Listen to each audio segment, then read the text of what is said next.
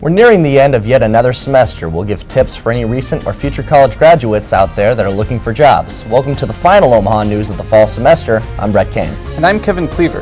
There's also a non-profit organization that provides medical assistance to former Nebraska and UNO athletes. We'll tell you more about this foundation coming up in the show. You're watching the Omaha News.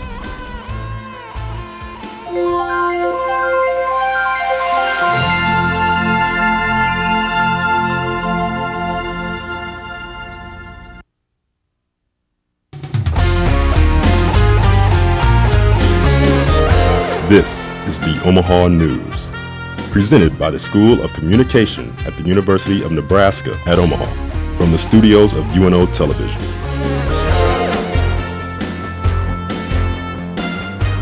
Police have confirmed that an officer has been involved in a West Omaha shooting near 120th and Dodge.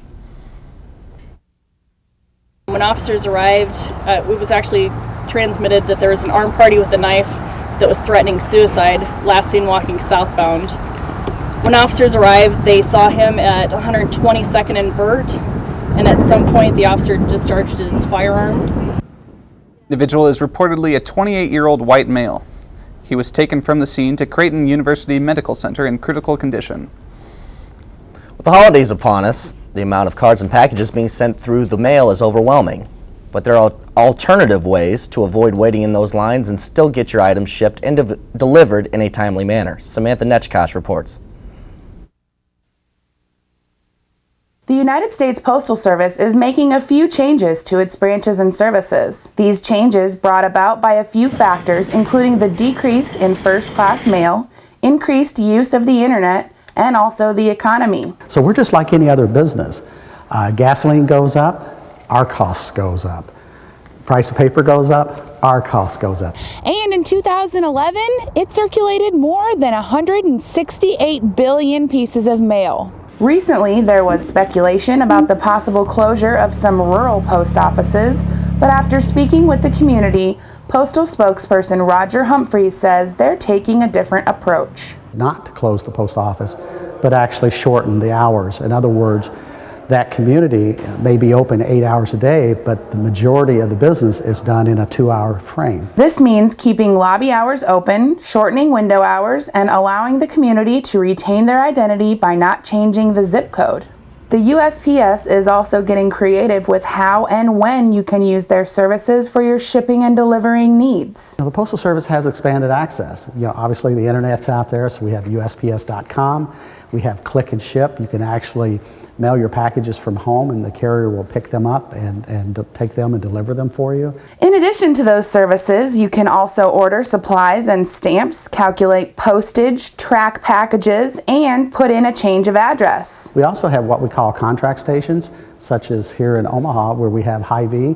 The majority of the Hy-Vees has a fully functional postal service inside, not run by the Postal Service, but actually run by that store. You could even go to the post office branches that are open 24 hours and use the Automated Postal Center, or APC, to buy stamps or ship a package without waiting in lines. In the future, the Postal Service plans to innovate tracking information by allowing the management of mail on smartphones. For the Omaha News, I'm Samantha Netchkosh. For more information about the Postal Service, go to USPS.com. There are lots of useful hints about mailing your packages and avoiding lines. We finally got our first glimpse of snow, and just as fast as it came, it was gone. Last winter was a fairly easy one, but we still need to prepare ourselves for what's just around the corner and how hazardous the driving conditions can get. Reporter Robbie Pinkelman gives us a few things to look for on the road and tips what you can do to keep your car safe. Winter is here, the shopping traffic is back, and the metro area just experienced its first snowfall this season. Last year was a breeze compared to past years' snowfalls. Although we haven't experienced much snow yet, soon the streets will become wet, slick, and hard to handle. We tend to think the months of December through March are the worst to drive in and that most accidents occur during this time. But according to the Wise Insurance Group, most car accidents happen in April, May, and September. Owner of Triangle Body Shop, Larry Frost, says regardless of what season it is, drivers always need to focus on the road. I don't think it matters, honestly, summer or winter, but if there's a snowstorm, obviously there would be more at that time. Bad drivers aren't the only hazards we need to look out for this winter. The snow can hide many things the drivers can't see. Potholes such as this one can do major damage to your vehicle's rims, suspension, and alignment. Needless to say, these craters, big or small, can leave you stranded alone, waiting for help. Tommy Brunn of O'Reilly Auto Parts says we should carry a few things in the car in case something were to happen to you or your vehicle. Depending on if it's an accident, depending on what it is, and if you're going out on a road trip or something, maybe get yourself a blanket, flares for laying out on the side of the road if you can get those, or triangles. Other things people should think to carry in their vehicle if the unexpected were to happen would be gloves, a hat, a flashlight, and one last thing. Make sure you have a good cell phone. For the Omaha News, I'm Robbie Pinkelman. If an accident occurs or you're left stranded in a snowstorm, the first number you should dial is 911. Coming up on the other side, reportedly 1 in 2 new graduates are either jobless or underemployed in positions that don't fully use their skills and knowledge. Jan Moore is in the newsroom to tell us more and give us tips on how to prevent this from happening for future college graduates. You're watching the Omaha News. PBS is the place you should go first. There are no advertisers to be satisfied, only an audience to be satisfied. We take our responsibility as journalists very seriously. We are constantly thinking about our viewers and what they care about. We want to let you know what the information is, and then you decide what you want to think. At the NewsHour, we are after the facts and only the facts.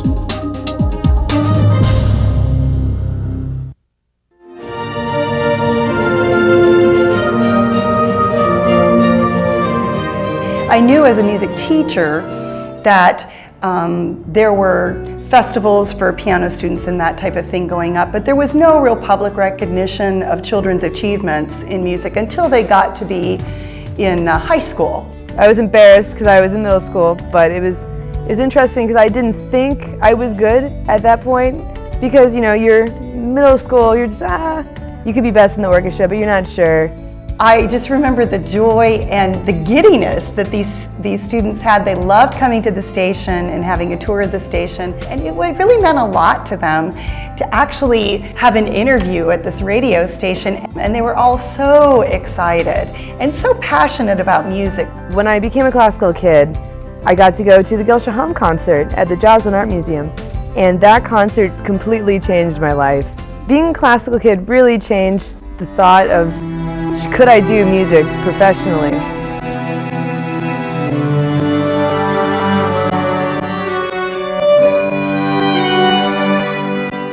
It was really nice winning something like that. It was pretty good. The classical kids idea was one that stuck because KVNO is all about classical music. It was perfect.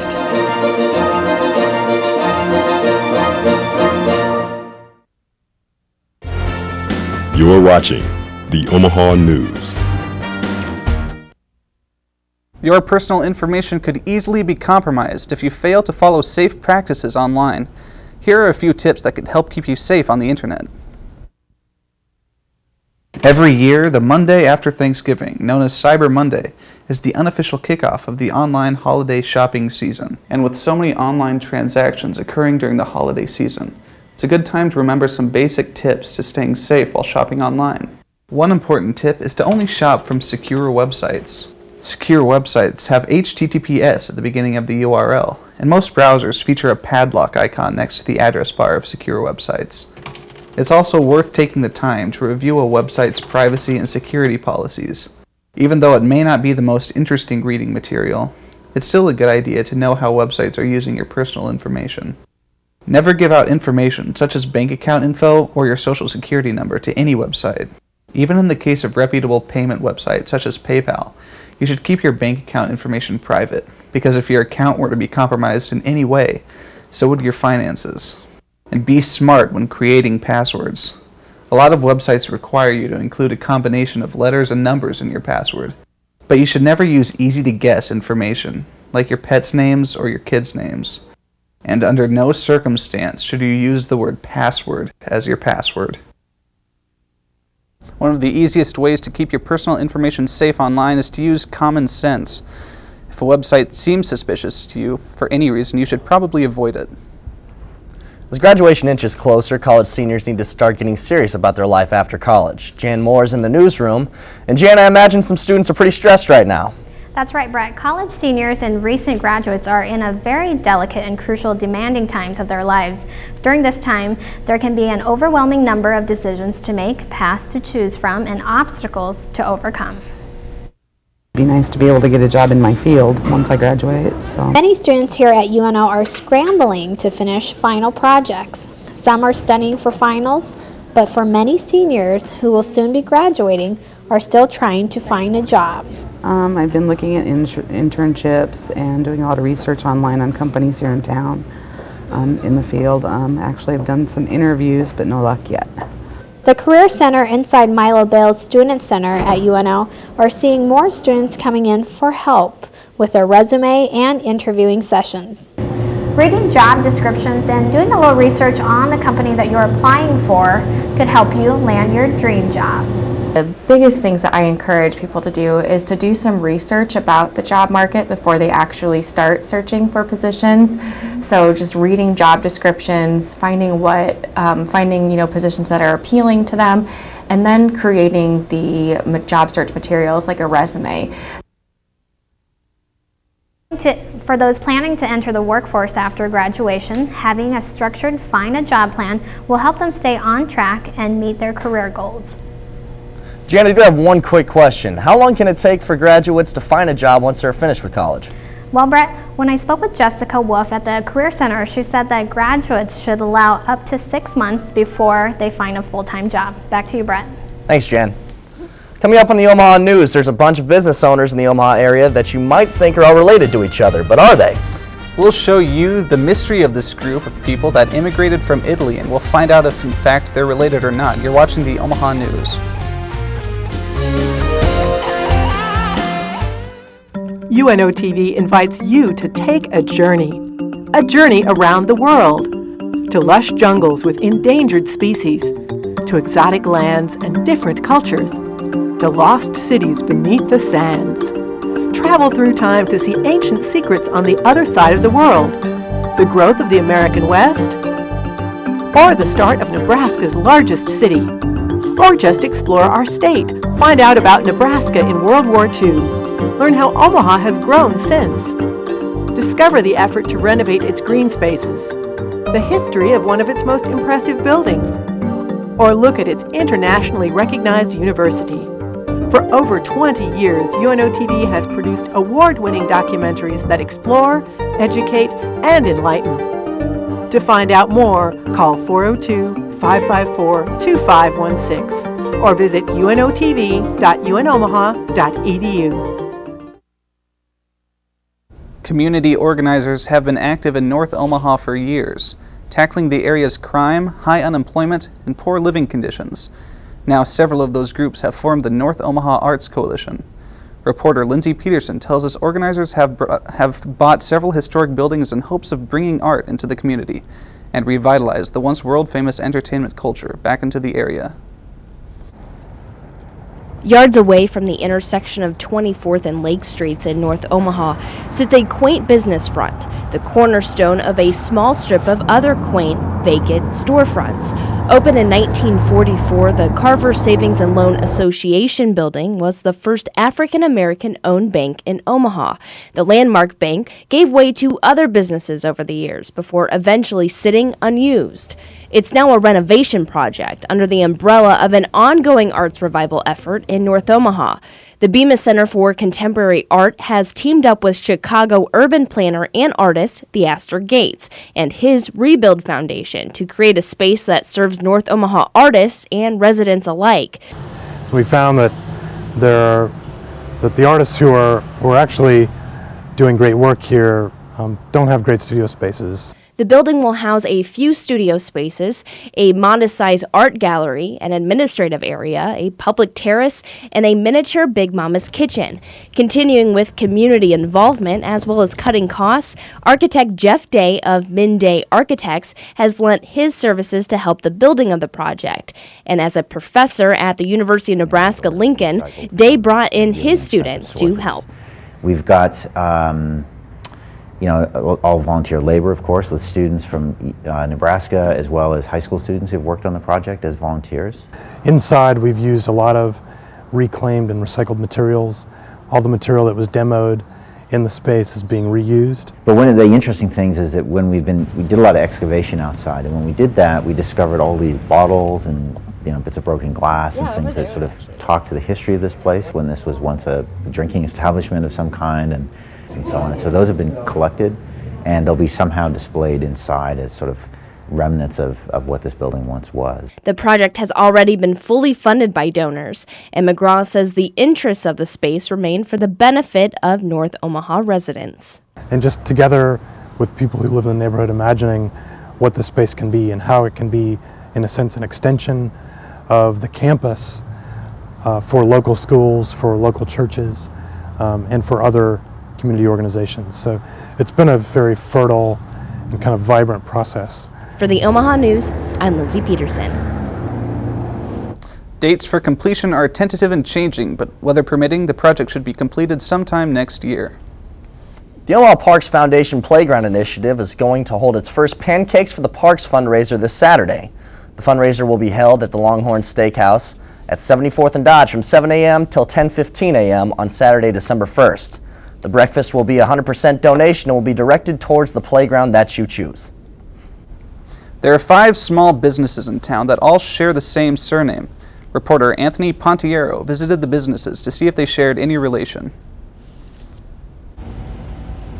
The Piccolo surname has become a symbol of Italian-American small business in Omaha. It's just in my blood. But there's something about the Piccolo businesses that make them so special. I don't know what you did to my son, she said, but I had to drive all the way from West Omaha just to bring him down here to Piccolo. Though some of the Piccolo businesses today don't think they are related, all their ancestors are linked to a small community named Carlentini on the island of Sicily. My grandfather bought it in 1922. And it was a saloon. He decided to make it into a grocery store, and my father was 17 and he needed a job, so he hired him to run his grocery store. Tony Piccolo Sr. turned the business into a restaurant, and today it's managed by its 3rd generation. Coming to work, I love coming to work because it's like I come home every day, and it's like a family more than a company. Sam Piccolo, brother of Tony Piccolo Sr., opened his bar in 1967. So I took my license and moved down here. It belonged to my brother. But not everything was always so easy. I needed money. I owed a lot of money, and I opened this place up and I paid everybody off. Besides money, there's one thing Sam enjoys most about the bar business. Some of the customers, some have been good, some have been bad. A few miles away is Piccolo's Heating and Cooling, and they're all about being a family business. My grandmother and my father actually helped him get started. And I worked for my brother all the way up until about 8 years ago, and then I took over the business. Some Omaha Piccolos have even started their businesses across the country. And I do have an older brother that started as a painter in California. And it's even more than just a business. Everybody enjoys himself, and we all consider, even my men that are out in the field and other ones we've had in the office here, we're all very close. Fred Piccolo, father of Mike Piccolo, still runs his barbershop in Little Italy. It's a comfortable business. I mean, I made a decent living. Not going to get rich. A few times, Fred thought about moving his barbershop into the building next door. I would mention that to some of my customers, and they'd say, Fred, no, this shop's got so much character, so much tradition. As the years roll on, Fred doesn't see closing his barbershop anytime soon. If you quit, let's say I just closed the door, and then maybe 3 months later, I want to come back. You just can't open the barbershop and expect these guys that have been customers for a long time and very loyal are going to come right back.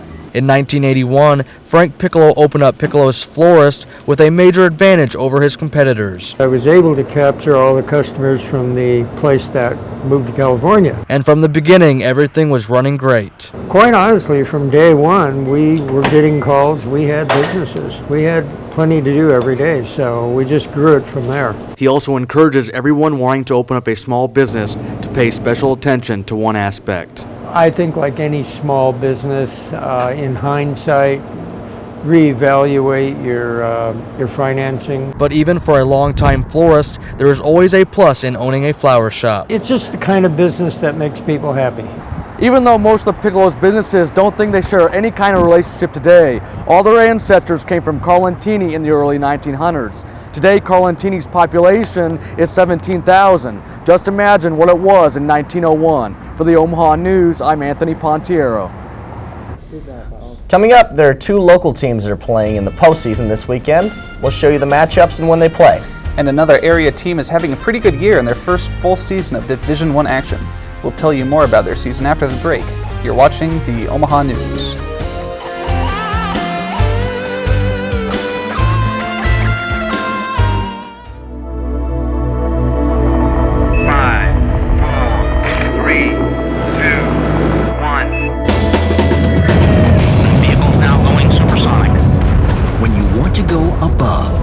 Something new or reach beyond. Oh my gosh, it's fantastic.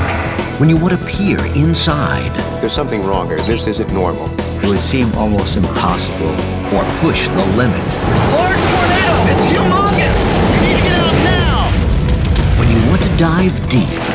These divers are like astronauts. Our human nature is to push into places that we don't know about.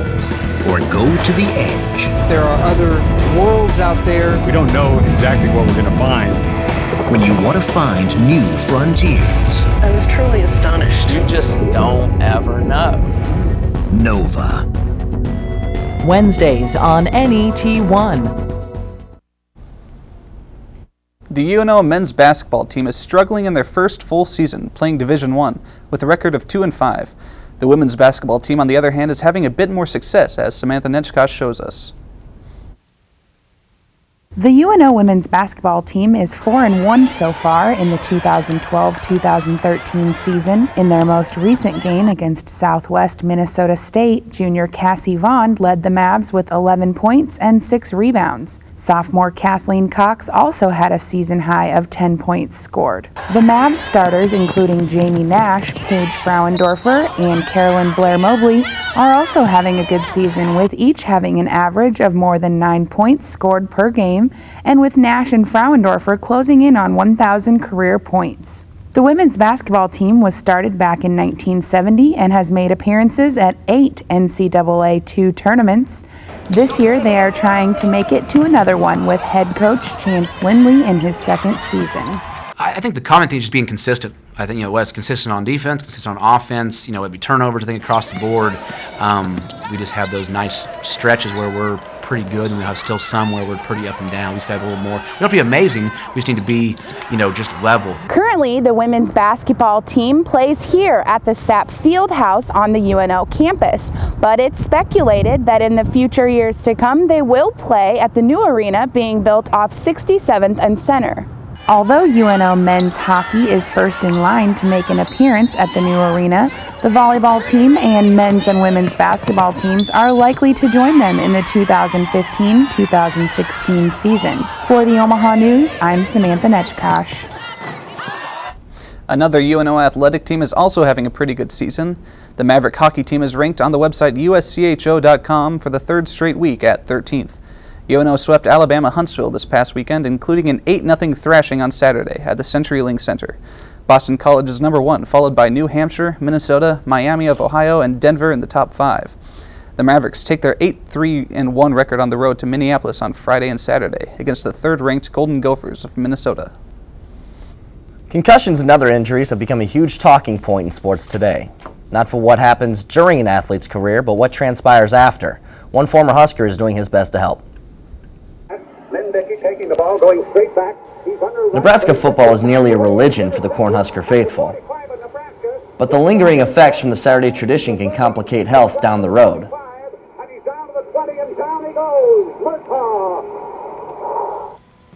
Former Nebraska linebacker Jerry Murtaugh knows the grind a football season can put on a player's body. But the host of the Legends radio show saw too many athletes wearing down as years passed due to injuries and decided to take a stand by forming the Husker Greats Foundation. And what we are going to do is help former Husker athletes who have lettered in a sport, men and women in all sports, with their medical, and emergency needs. One of the first to donate was Nebraska legend Tom Osborne. Tom is behind us 120%. In fact, Tom has written us 2 checks. I'm excited. The Husker Greats Foundation, which is a 501c3 nonprofit, will use the money raised at this time to help a former teammate and friend of Murtaugh's. The first recipient of the Husker Greats Foundation will be the great David Humm, the former All-American quarterback at Nebraska. Dave has MS, wheelchair, can't shower or shave, needs 24-hour care, and he needs his Husker family to help him, and that's what we are going to do. For more information, or if you want to donate to the Husker Greats Foundation, log on to huskergreatsfoundation.org. Last Sunday, 5 of the 8 Sweet 16 teams in college soccer went into double overtime or beyond, including Creighton, who beat top-ranked Akron on penalty kicks, advancing the Blue Jays to the Elite Eight against the number 4 national seed, Connecticut, at 1 p.m. Eastern on Sunday, December 2nd. If Creighton wins, they advance to the Final Four for the second straight season. On December 7th, they'll face either defending champ North Carolina or Indiana, who upset the number 1 national seed Notre Dame. The Creighton volleyball team is also playing a Big East team in the NCAA tournament. The 21st-ranked Blue Jays take their 16-match winning streak and 28-3 record to Minneapolis to take on Marquette at 5:30 on Friday. If Creighton can knock off the Golden Eagles, they'll face either Liberty or the number 8 national seed and host school Minnesota on Saturday, with a spot to the Sweet 16 in West Lafayette, Indiana on the line. This is our last show of the fall season of the Omaha News. I hope you had as much fun watching it as we did making it. Thanks again for watching. If you're looking for more, check us out on Facebook.com/The Omaha News. While you're there, you can check out the news stories our reporters covered, submit story ideas, or give us feedback. We'd love to hear from you. From all of us here at the Omaha News and UNO Television, good night.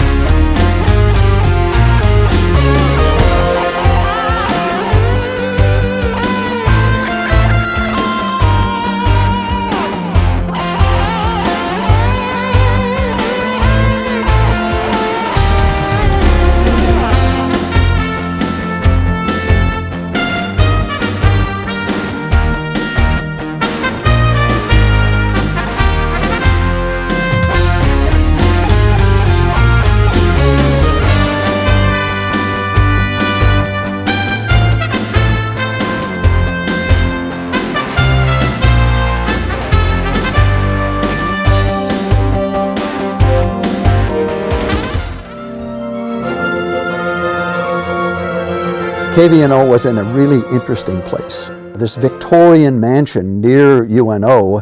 3 floors. The studios were on the 3rd floor. Bedrooms and bathrooms. So we had a challenge, but we ultimately ended up with an on-air studio. We soundproofed it with carpet, and actually I think it sounded really warm, very radio friendly. There were also rumors that the 3rd floor was haunted. Those were the maid's chambers, as we were told. I had a sink in the office and leaded glass windows which looked out on the stable house in the back. One colleague talking about having the window open one day, a warm spring or fall day, and a squirrel jumping through the window onto a turntable. It was a great place, a great ambiance for a fine arts station. It definitely had a charm to it.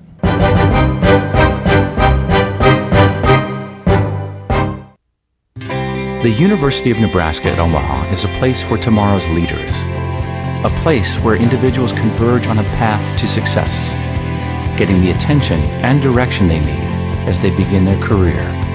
It's where students take pride in serving Omaha, a city we've invested in for more than 100 years. UNO is a place where greatness begins. The University of Nebraska at Omaha. NET Television expands your mind, enlightens your mind, inspires your mind, educates your mind, entertains your mind. NET Television opens up new worlds to you. Explore, travel, learn, discuss, debate. NET Television keeps you informed. Music, theater, dance, art, news. NET Television awakens your dreams, seeks to serve, strengthens our communities. We are Nebraskans. We are NET Television, Nebraska's PBS station.